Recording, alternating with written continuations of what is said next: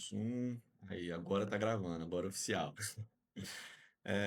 Bom dia, Ralph. A gente está aqui fazendo uma entrevistinha sobre a parte do comportamento dos pinguins, como que eles vêm parar aqui no Espírito Santo e poder tirar algumas dúvidas. Hoje é dia 10 do 1, a gente está aqui com o pesquisador Ralph e eu queria que você se apresentasse, Ralph, aí para a galera. Oi, meu nome é Ralph Pels, eu sou pesquisador da Universidade da Califórnia, Davis. Eu sou brasileiro, natural de São Paulo, mas hoje eu vivo e trabalho em Porto Madryn, na Patagônia Argentina. Massa.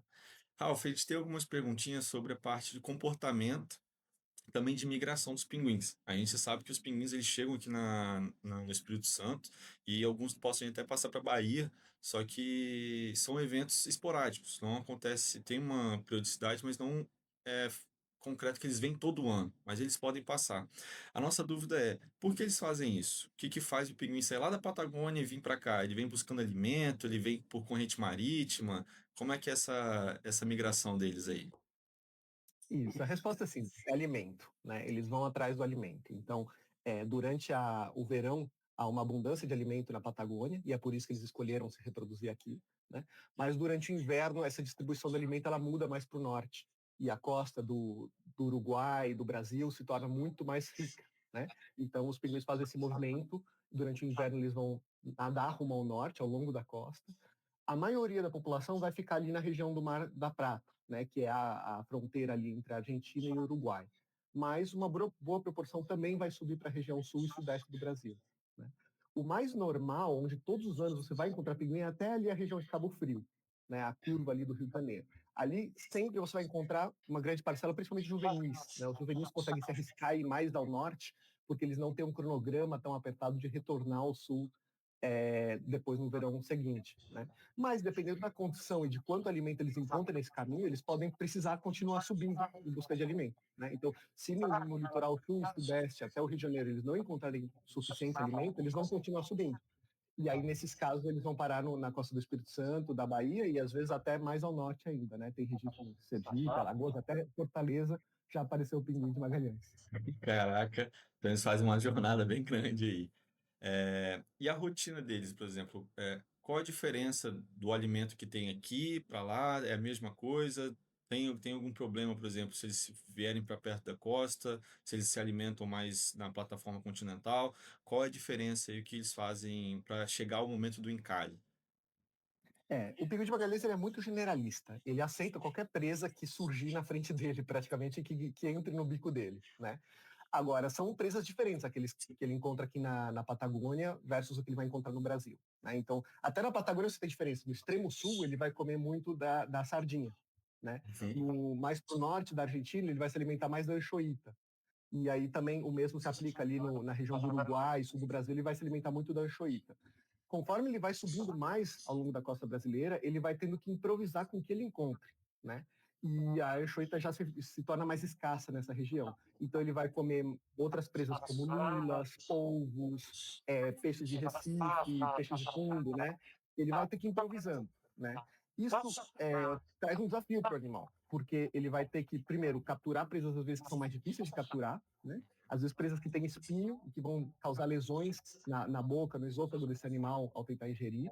E também muitas vezes são presas que têm um valor calórico mais baixo, né? São peixes menos gordurosos.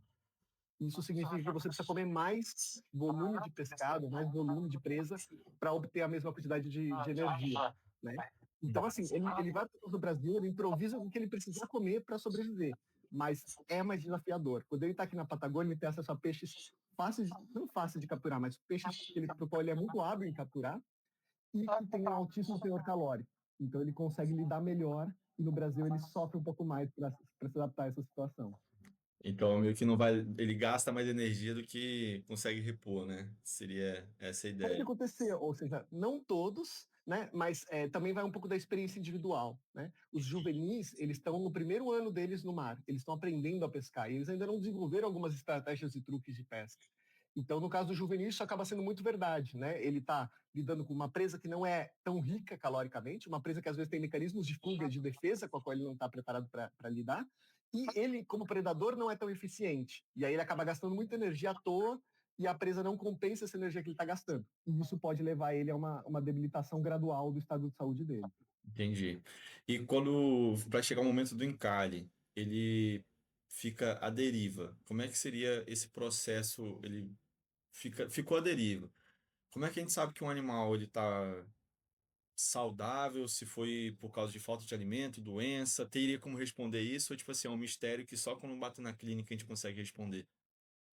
É sutil, é uma diferenciação sutil, porque é um processo que ele acontece de forma gradual, né? Assim, você vai, às vezes, passando por um momento difícil, você não está conseguindo presa o suficiente, você está com muita carga parasitária, então isso também está roubando recursos fisiológicos seus que você gostaria de estar preservando, né? E, às vezes, dali a pouco você encontra uma região de abundância de alimento e você se recupera disso, né? E outras vezes você não tem essa sorte e o cenário continua se deteriorando. Até chegar, quando chega num ponto onde você está com o estado nutricional tão comprometido, com tanto parasita, que você já não consegue mais fazer o esforço de pesca, aí é a hora que a coisa vai ladeira abaixo, né? Agora, a gente olhando para um pinguim como veterinário, né, e determinar se ele está nesse ponto ou não, é uma linha de corte sutil, né? O que é certo é, o momento que ele não consegue mais se manter no dentro da costa, isso em si já é um indicador de que ele passou do ponto onde ele vai conseguir se recuperar sozinho, né? Então, a gente, ao encontrar um pinguim de Magalhães na costa brasileira, a gente sabe que esse animal ele passou do limite fisiológico dele. Ele gastou os recursos energéticos que ele tinha, ele não conseguiu alimento suficiente, ele está com excesso de parasitas e ele precisa da nossa ajuda. Se ele está no mar, e eu encontrei com ele no mar, por mais que ele me pareça magro, é difícil dizer se ele passou desse limiar ou não. Ele ainda pode ter uma chance de se recuperar sozinho. Legal. E como funciona essa Desculpa, adaptação? Igor, eu vou precisar contar agora, só um segundo. Beleza. Tudo bem? Certinho. Já volto. Eu vou. Você- Um, dois, três e. Então vamos continuar. É, Como funciona a parte da adaptação deles para o frio e qual a importância dessa troca de penas para o juvenil, também para o indivíduo adulto? Que a gente sabe que os pinguins precisam das penas para se manter aquecidos, não poder mergulhar e fazer uma busca pela alimentação. Como é que seria essa troca de penas dele? Eles ficam um período, eles continuam mergulhando, vão trocando aos poucos? Como é que funciona isso? E qual a importância dessa troca de penas? Todos os animais que vivem no mar e que têm o corpo, né, com uma temperatura acima da temperatura ambiente, eles têm o desafio de manter essa temperatura corpórea, né? A água, ela conduz muito calor, ela rouba o calor do corpo dos animais, né? Então você tem algumas estratégias, por exemplo, os cetáceos, né, os golfinhos, as baleias, que a estratégia deles é ter uma capa de gordura muito grossa, né? O pinguim, ele tem uma capa de gordura que ajuda ele a não perder calor, né? Mas ele também depende muito das penas. Então a pena ela tem a capacidade de formar um colchão de ar ali entre a pele e o ambiente e isola a pele do pinguim, né? E isso impede a perda de calor, né? Então ele depende muito de ter o casaco de penas dele impecável, né? Ele forma uma camada impermeável, esse casaco de penas, e garante que o pinguim não perde calor para o ambiente. Ele também tem outras adaptações que ajudam ele a manter o calor, né? Então, se você olhar o formato do corpo do pinguim, ele já é em si adaptado a não perder calor, né? Ele tem muito pouca superfície corpórea. Ele tem as patas curtas para diminuir o quanto de superfície de pata ele tem para perder calor, né? Ele tem um corpo muito compacto, as asas, o pescoço, o rosto, é tudo muito compacto também para diminuir a superfície que ele perde calor, né? Ele tem uma série de adaptações sanguíneas também, do jeito que os vasos sanguíneos dele são distribuídos, para também preservar calor nas áreas que precisam entrar em contato com a superfície do mar, né? Então, por exemplo, as patas, ele consegue controlar quanto sangue vai para as patas, para quando ele está em águas frias, ele diminui essa quantidade de sangue que está indo para as patas e com isso ele perde menos calor, né? Então, ele tem uma Sim. série de adaptações para lidar com esse ambiente de viver o tempo todo em água que sempre vai estar mais fria do que o corpo dele, né? Mas, sem dúvida, a base de tudo para ele é a pena, né? Ele depende muito da impermeabilidade da pena para continuar mantendo o corpo dele quente, né? Agora, ele precisa, em algum momento, repor essas penas, né? Essas penas vão se desgastando naturalmente, pela fricção, pelo uso, né? E ele precisa trocar elas. Se ele trocar elas aos poucos, como fazem as outras aves, ele encontraria um problema, né? A maioria das aves vão trocando as penas aos pouquinhos. Então, ela troca uma, depois troca outra e vai fazendo isso ao longo de todo o ano, né? Só que o pinguim, ele passa todo o tempo na água. Como ele não voa, ele não tem a opção de preservar uma parte do corpo fora da água, né? Então ele precisa, ele não consegue trocar uma pena aos poucos, né? Ele é obrigado a trocar tudo de uma vez, né? Então o que ele faz? Ele faz o que a gente chama muda catastrófica. Ele escolhe um momento do ano, normalmente depois da reprodução, então ali em torno de fevereiro, março, e ele vai comer muito antes disso, né? Ele vai ganhar ali 30, 40% de peso vivo, de comendo o máximo que ele pode, né? Aí ele vai sair da água e ele vai fazer toda a troca de penas de uma vez só, né? Então ele vai passar 2 semanas, 3 semanas fora da água, trocando todas as penas de uma vez só. Ele vai perder todo o peso que ele ganhou, né? Então aqueles 30, 40% de peso que ele ganhou, ele vai perder ao longo dessas semanas, né? Porque ele não vai estar comendo, ele vai estar gastando muita energia para trocar as penas e ele vai trocar 100% das penas dele, e aí ele vai estar com uma plumagem impermeável de novo e vai poder voltar para o mar para se alimentar, né? Então, por isso que esse processo se chama muda catastrófica, né? Porque ele é uma catástrofe na vida do pinguim. Ele perde toda a impermeabilidade dele, ele não pode comer durante semanas, né? Ele gasta uma energia fisiológica tremenda nesse processo, mas isso tem o benefício de que ele sai dali com uma plumagem impecável que dura outro ano inteiro na vida dele para passar o tempo inteiro no mar sem se preocupar com perder calor. E com essa troca, eles vivem em ambientes muito frios. Como é que é essa troca nesse período? Eles sofrem? Como é que essa? Eles se juntam em grupo para poder se aquecer? Eles têm algum esquema, tipo assim, cada um fica no seu canto, troca? Como é que é isso? O pinguim de Magalhães ele vive num ambiente frio, que é a Patagônia, mas no verão não é frio.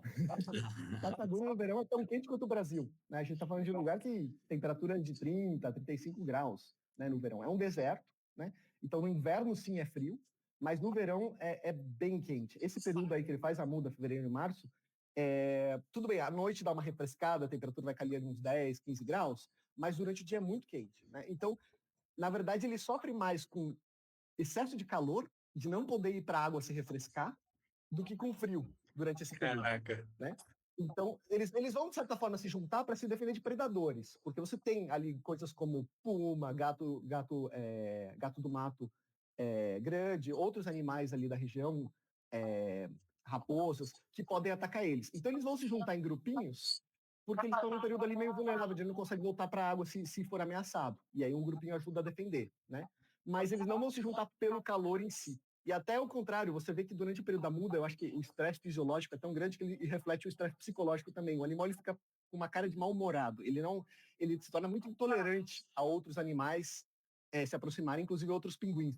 Então eles não aceitam assim proximidade um do outro. Eles se bicam, eles mantêm uma certa distância um do outro, né? Mas no contexto da colônia eles estão todos ali perto da praia, alguns metros, 1 metro ou 2 um do outro, né? Para se proteger dos predadores, mas sem se juntar porque tá quente e tá todo mundo meio irritadíssimo. Entendi. E você falou que eles fazem depois do período reprodutivo. Como que é esse período reprodutivo? Eles formam casais para a vida toda? Cada reprodução encontra um parceiro diferente? Tem aqueles rituais de acasalamento? Ou tipo, como é que é essa questão? Tem alguns mitos nesse quesito, né? Eles são monogâmicos, né? Então, eles normalmente, uma vez que eles encontram um parceiro, eles vão persistir com esse parceiro, né? Mas não necessariamente é uma coisa assim tão firme para toda a vida, né? Então, a reprodução acontece da seguinte forma: ali por setembro, mais ou menos, os machos vão chegar na colônia primeiro, eles chegam em torno de 1, 2 semanas antes das fêmeas, né? E eles vão procurar os ninhos. E aí, em princípio, ele vai procurar o ninho que ele teve no ano anterior, né? Mas ele pode tentar roubar um ninho de outro, caso ele não teve um ninho no ano anterior, ou caso outro macho roubou o ninho dele, né? Ele pode tentar cavar um ninho novo, né? Enfim, e aí você vai ter ali 1, 2 semanas onde os machos vão se assentando e encontrando ninhos para defender. Um pouco depois chegam as fêmeas, né? E aí elas vão tentar, se elas tiverem um bom ano, né, um sucesso reprodutivo no ano anterior, elas conseguiam com sucesso criar filhotes com o macho no ano anterior, elas muito provavelmente vão voltar para o mesmo ninho, né? E procurar reencontrar o mesmo macho, né? Muitas vezes isso acontece, né? A gente estima ali em torno de 70, 80% das vezes isso acontece. Então ela vai voltar com o mesmo parceiro do ano anterior e eles vão formar um par de novo, né? Aí ao longo da semana seguinte eles vão copular, ela vai botar 2 ovos, né? E eles vão se alternar nos turnos de incubação, né? A incubação dura ali em torno de 40 dias e eles vão fazer o esforço por igual, então metade do tempo a fêmea incuba, metade o macho, né? Em turnos. Eles vão se turnando, um poder comer no mar enquanto o outro incuba, mas o esforço no final é equilibrado. E os filhotes, a mesma coisa, eles vão tirar turnos para proteger o filhote e ir para o mar se alimentar e dar comida para o filhote. Né? E isso vai durar ali em torno de 90, 120 dias criando o filhote. E depois desse período, cada um vai para o seu lado. Eles se separam para o resto do ano, né? E na próxima temporada eles vão possivelmente se reencontrar. Agora, se alguma coisa der errado, se alguém predar os ovos, se alguém predar o filhote, se os ovos não forem férteis, alguma coisa acontecer, né? Existe a questão do divórcio que a gente fala, né? Então, assim, se um casal não tem um sucesso reprodutivo, se algo deu errado, eles não conseguiram criar filhotes nessa temporada, a chance de que eles voltem a se unir no ano que vem é menor, né? Então, eles são monogâmicos enquanto a coisa está indo bem. Entendi. Quando está tendo filhote todo ano, está tendo sucesso, o casal está dando certo no sentido de produzir filhotes, muito, muito provável que o ano que vem eles estejam juntos de novo. Se a coisa não der certo, depende um pouco. Se eles vinham tendo muito sucesso ano atrás ano e aí falhou um, a chance deles voltarem de novo no ano seguinte é boa. Né? Depende um pouco do histórico do casal como um todo. Né? Agora, se foi uma primeira tentativa já deu errado e na segunda também deu errado, a chance deles voltarem no terceiro é muito baixa. Eles já vão procurar outros parceiros. Né? Entendi. Então é uma monogamia, mas não é uma monogamia assim, uma vez que um casal se juntou, é para a vida toda. Depende de fatores. Também pode acontecer um dos dois do casal falecer, né? E eles vão encontrar um parceiro novo no ano seguinte, né? Entendi. Então é uma monogamia, durante a temporada com certeza é monogâmico, né? Mas tem uma certa flexibilidade de acordo com o sucesso reprodutivo e a sobrevivência do parceiro. Entendi. Você falou que eles cavam o ninho ou procuram fazer. Por exemplo, é um macho de primeira jornada. Como é que eles fazem um buraco no chão? Eles fazem uma toca? É só um relevo? Como é que seria esse ninho do pinguim? A gente classifica os ninhos, tem 4 tipos de ninho, né, que a gente fala. Então, o ninho mais clássico é uma cova, né? Então é um buraco no chão, que ele vai escavar ou ele vai encontrar um buraco de outro animal, por exemplo, uma lebre ou um tatu, e vai reaproveitar esse buraco, vai ampliar, vai dar uma reformada e vai usar para ele mesmo, né? Esse é talvez o mais clássico, né? E ele vai ter uma profundidade variável, pode ser às vezes 30 centímetros de profundidade, em alguns lugares pode chegar a 2 metros de profundidade, depende. Né? Aqui na Patagônia Argentina, os ninhos tendem a ser mais rasos, então a gente está falando de ninhos, na maioria das vezes, não passam de 1 metro de profundidade. Depois dos ninhos de toca, você tem os ninhos de arbusto, né? Que são, você tem ali uma vegetação arbustiva, naturalmente, aqui na Patagônia, então ele vai simplesmente escolher ali embaixo do arbusto e ele vai dar uma escavadinha, né? E com o tempo, esse ninho de arbusto ele pode converter em uma toca, porque ele continua cavando, o arbusto eventualmente detonar as raízes dele, o arbusto morre e dá uma toca, né? Mas muitas vezes os ninhos podem conversar com o arbusto. Às vezes ele pode ter ninho aberto, então simplesmente você tem uma área plana e ele escava um pouquinho e já um buraquinho assim e já faz o ninho ali. Um ninho bem aberto, bem desprotegido, também acontece. São ninhos mais frágeis de predação, né? Mas às vezes são bem sucedidos. E por último você tem um rocha. Às vezes o relevo ali, naturalmente, ele forma uma caverninha, ele forma ali um vão entre 2 pedras, e o pinguim simplesmente se mete lá dentro e os filhotes lá embaixo. Então você tem esses vários tipos de ninho, de acordo com o ambiente, de acordo com a oportunidade que ele tem. Né? A gente vê que, geralmente, os mais bem sucedidos são os mais protegidos. Então, o que tem uma mistura de cova com arbusto, ele tende a estar muito bem protegido, né? E os são menos predados. Então, costuma ser assim. Agora, sempre bom você tentar roubar o ninho do vizinho, né? Porque ele já pôs muito outro. Então, se você não tem o seu próprio ninho, você vai primeiro tentar roubar o de alguém. Se você é jovem, vai ser difícil você roubar o ninho de alguém, porque os mais velhos, mais experientes vão te buscar e vão te dar paulada e você não vai conseguir, né? Mas às vezes, sem sorte, você consegue roubar. E se não isso, você pode tentar ou cavar do zero ou reformar um buraco cavado por outro animal. Em especial o tatu, né, o peludo, né, é um tatu bem comum aqui na região, e ele deixa tocas abandonadas em muitos lugares. Então, eles tentam dar uma reformada nessas tocas de tatu e usam para eles mesmos. Legal. A gente falou então na parte de comportamento, migração, reprodução, troca de penas, e agora voltando para a parte da conservação e das ameaças que eles enfrentam. Você, como pesquisador que estava aí na linha de frente de várias coisas, fez atividades a campo, viu esses animais de muito perto, na sua opinião, quais são os principais ameaças e desafios que os pinguins enfrentam na Patagônia e também subindo a costa? Eu acho que as ameaças são um pouco diferentes aqui na Patagônia e na região migratória, né, no norte da Argentina, Uruguai e Brasil.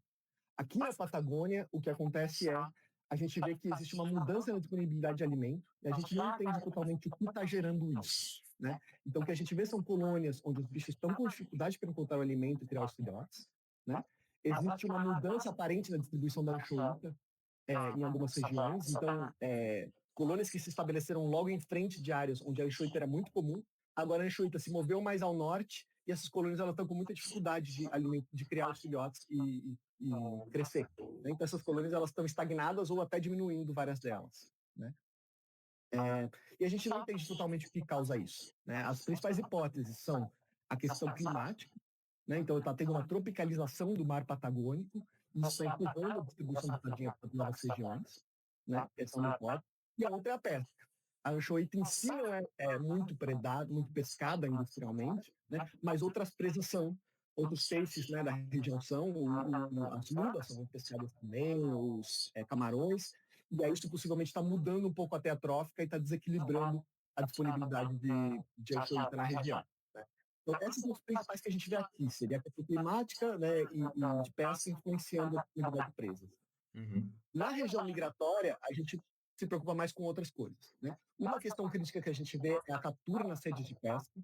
Né? Então, o pinguim, às vezes, ele está ali pescando num cardume, e aí a rede de pesca vai justamente abordar o mesmo cardume e acaba capturando pinguins por acidente. Né? Ou então, redes pesqueiras na costa, né? Aquelas mais artesanais mesmo, e às vezes o pinguim está ali só transitando por aquela área, ele acaba ficando preso nessa rede e se afogando. Né? Então, é um problema muito forte na região sul-sudeste, principalmente ali no Santa Catarina, Paraná, tem muita pressão de pesca de pinguins.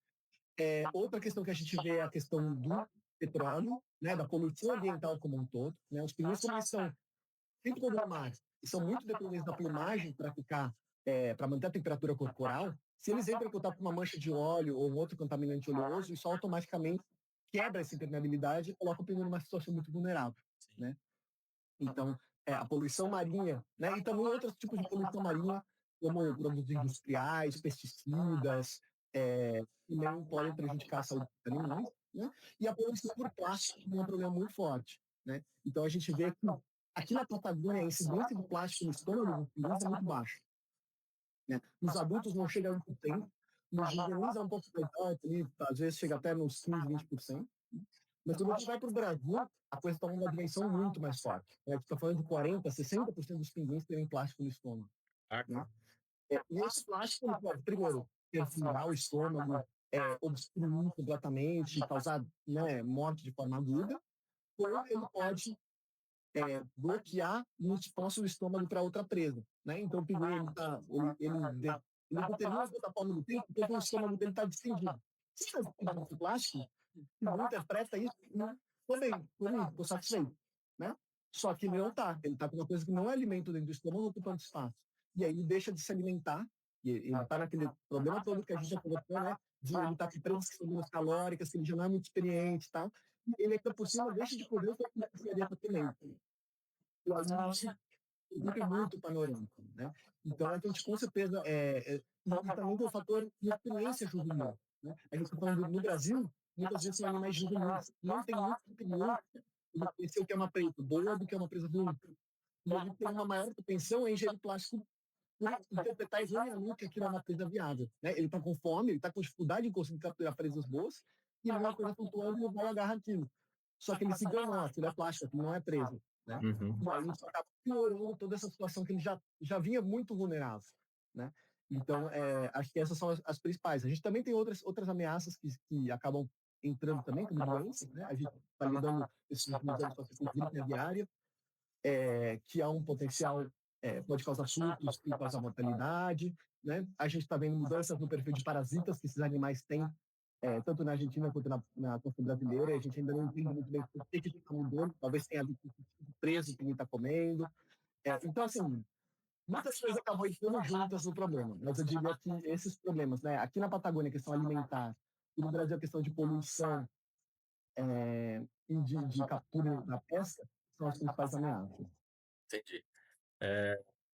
Então você já respondeu a parte das questões climáticas, né, que afetam um pouco os pinguins, e também na parte dos resíduos, que seria uma outra pergunta que eu faria. E na parte de doenças, que você falou que faz algumas pesquisas nessa área, quais, se você puder falar um pouquinho para a gente, como é que é essa questão de doenças do pinguim, isso pode passar para a gente? Isso é uma zoonose, é só entre eles? Como é que é essa questão dos patógenos na vida deles? Vai depender um pouco de cada patógeno, né? Cada patógeno é uma história à parte. Né? Nesse momento, uma das grandes preocupações globalmente, né, trabalhando com aves marinhas, é a questão da gripe aviária de alta patogenicidade. Né? Esse vírus ele se dissemina de forma muito rápida por via respiratória, né? E ele tem causado mortalidades muito importantes em aves marinhas, principalmente as que vivem em colônia, como é o caso do pinguim de Magalhães. Felizmente, até o momento, o pinguim de Magalhães tem escapado um pouco desse impacto. Né? Então, a gente não tem visto grandes mortalidades dessa espécie que a gente possa atribuir a esse vírus. Mas outras espécies têm, então a gente fica preocupado pelo pinguim nesse quesito. Né? E esse é um vírus que sim é potencialmente zoonótico. Né? Então, existe uma chance de um pinguim infectado transmitir esse vírus ao humano, né? E ficar adoecer. Né? Inclusive, agora, recentemente, houve um caso nos Estados Unidos que foi fatal, né? Não foi por pinguim, mas comprova que esse vírus ele tem essa agressividade. Né? Então, por isso também a gente recomenda, por exemplo, quando é um animal encontrado na costa, do público em geral não se aproximar sem o devido proteção, porque a gente não sabe que esse pinguim tem, existe uma chance de ele ter uma coisa como, por exemplo, a influenza aviária, e que ele possa transmitir para as pessoas. Além disso, a gente tem outros vírus, outras doenças, que não necessariamente são transmitidas para humanos, né? Mas que podem causar doenças. Então, por exemplo, o pox, a gente tem a síndrome da perda de penas, a gente tem os adenovírus, o micoplasma, né? Patógenos que ocorrem, de certa forma, natural nessas populações, né? Mas que em anos onde os animais estão com uma dificuldade fisiológica maior, ou seja, onde está faltando comida, onde a criação dos filhotes está sendo mais desafiadora, né? A gente pode ter surtos dessas doenças pontuais causando mortalidades. Né? Uma doença que eu tenho estudado aqui na Patagônia é a malária aviária, né? Que é causada por um protozoário, e a gente vê que existem nas colônias existem alguns poços de água onde os mosquitos se reproduzem e aí acabam tendo oportunidades para transmissão para os pinguins, né? E a gente vê que com a mudança climática a pluviosidade nas colônias tem aumentado um pouco em alguns lugares, né? Então isso aumentaria o habitat para os mosquitos, eventualmente a ocorrência dessa doença. Né? Então você tem algumas questões também, por exemplo, isso, ligadas ao clima. Né? Na Antártica existe toda uma discussão com a expansão dos carrapatos. Né? Carrapatos que normalmente eram só no norte da Península Antártica, agora parecem estar se encontrando em lugares mais ao sul da Antártica. Né? E tudo aumenta pela questão climática. O inverno se torna mais brando e o carrapato consegue sobreviver nessa condição e com isso ele transmite um monte de doenças e isso poderia se expandir. Né? Então, são questões que se relacionam entre elas. Né? Assim, a questão da poluição ambiental, a questão do clima, a questão dos parasitas, elas se conversam entre si e acabam, às vezes, uma piorando a situação da outra. Entendi. Caraca, muito legal, vai saber conversar contigo aí. Para a gente encerrar a nossa conversa aí, eu queria saber das ações que a gente poderia estar tomando, por exemplo, para poder mitigar um pouco desses problemas que a gente enfrenta. Você teria algum conselho, alguma coisa que você poderia estar dando uma orientação para a gente nessa área? Eu acho que a gente precisa pensar nessas coisas em dois termos. A gente pode pensar na ação coletiva e na ação individual. E eu acho que as duas se somam. Né? Mas eu acho que a longo prazo, querendo ou não, a ação coletiva ela tem um peso maior. Né? E a ação coletiva, eu me refiro ao quê? Eu me refiro à política pública. Né? A como a gente, enquanto cidadão, vota, elege quem vai nos representar, né? Para que sejam tomadas decisões como, por exemplo, criar áreas protegidas, né? Áreas marinhas protegidas, que seja dar subsídio a esforços de reabilitação, de proteção da fauna como um todo, né? Políticas públicas de diminuir as emissões de carbono para atenuar a questão da mudança climática nessas espécies, né? Gestão de pesca, restrições, regulamentação de pesca para evitar que exista um impacto excessivo nos animais, que sejam implementadas medidas de mitigação da captura de fauna não alvo, né, como os pinguins, pela necessidade de pesca. Então, eu acho que a gente tem um aspecto muito importante que é a ação coletiva, né, que como indivíduo a gente não consegue mudar como a indústria da pesca trabalha, como a mudança climática se desenvolve, né? Mas como coletivo a gente consegue, né? Então eu acho que talvez o primeiro ponto que eu colocaria é a gente precisa se ver como parte de uma sociedade e impulsionar movimentos na sociedade que ajudem de forma ampla que os governos adotem medidas que ajudem os animais. Né? Depois a gente tem as coisas do ponto de vista individual. Né? E eu acho que aí são coisas como pensar, por exemplo, se o pinguim está ingerindo plástico quando ele está no mar, né? Eu não devo jogar plástico no mar, certo? Então, se eu contribuo com reciclagem, se eu contribuo no meu comportamento quando eu estou na praia, quando eu sou banhista, quando eu estou navegando, em não jogar plástico no mar, eu estou diretamente contribuindo ao pinguim, né? Se eu diminuir o consumo de coisas que vêm com plásticos descartáveis, eu estou indiretamente contribuindo. Né? Se eu, como consumidor de pescado, eu, eu busco indústrias que têm uma abordagem proativa no sentido de proteger a fauna marinha, né? Eu escolho que medidas de mitigação, né, essas alianças de respeito à fauna marinha, eu estou, de certa forma, contribuindo também, né?